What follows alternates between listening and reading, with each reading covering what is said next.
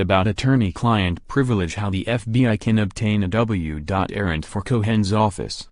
The news that the FBI raided the offices of President Trump's personal attorney Michael Cohen Monday caused many people to wonder how such a raid could be justified given the protections afforded under attorney-client privilege.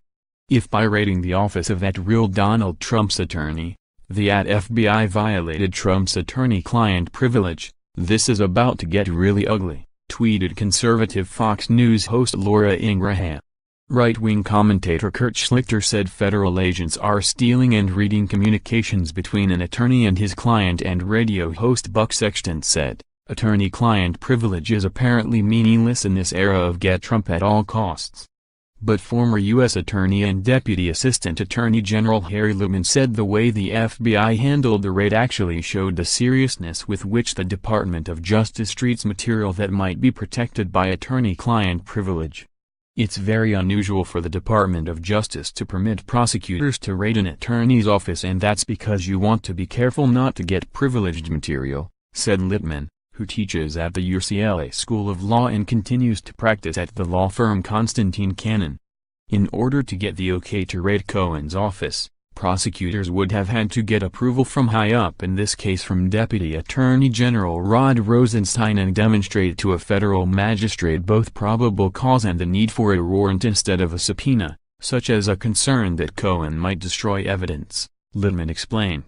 In addition, the probable cause would have to relate to a crime centered on Cohen.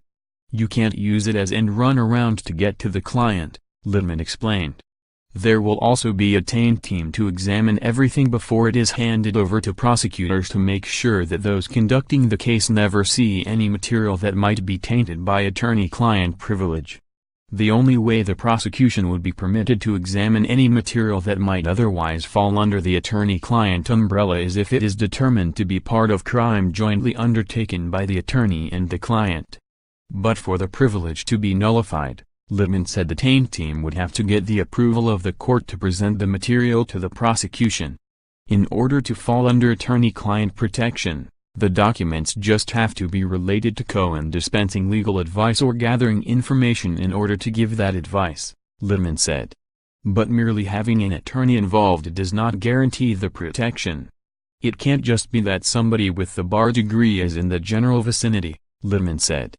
Based on his experience with cases involving issues of attorney-client privilege, Littman said is likely that the prosecution never sees 80% or more of the documents. Another reason raids on attorneys' offices are rare is that they can easily come back to haunt the prosecution.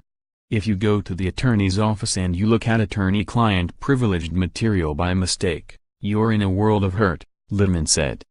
You're going to get disqualified from the whole matter and the whole prosecution could go down the tubes. And if the potentially privileged material is challenged, the burden of proof is on the prosecutors to show that they made zero use of privileged material and their investigation was not in any way influenced by it. Then, if you lose that fight, it's quite possible that anybody who's seen that document is off the case, Littman said. So, you're playing with fire.